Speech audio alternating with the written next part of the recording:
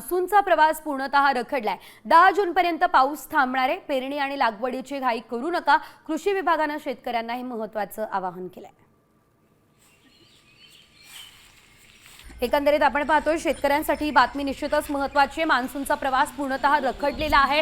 जितक्या लवकर मान्सून राज्यामध्ये धडकलेला होता तशीच तो विश्रांती देखील घेताना दिसतोय। त्यामुळे जर तुम्ही शेतात पेरणीची घाई करत असाल तर थांबून घ्या असं आवाहन आहे।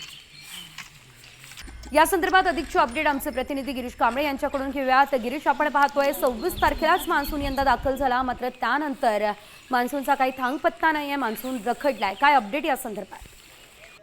बदललेल्या वातावरणामुळे आहे तो मान्सूनच्या प्रवासाची गती कमी झाली आहे आणि त्यामुळे आता मान्सूनचा प्रवास आहे तो पूर्णपणे रखडलाय। किमान 10 जून पर्यंत तरी मान्सूनचा प्रवास थांबणार असल्याचा अंदाज सध्या वर्तवण्यात आलेला आहे।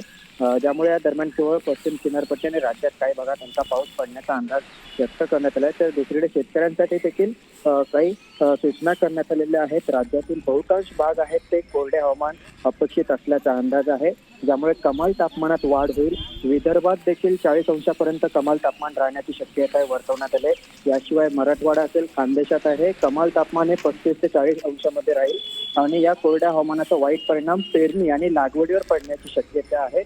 त्यामुळे थोडीशी काळजी घेण्याचं आवाहन हे सरकारकडून निश्चितच शेतकऱ्यांनी काळजी घेणं गरजेचंच आहे। धन्यवाद गिरीश दिलेल्या अपडेटसाठी।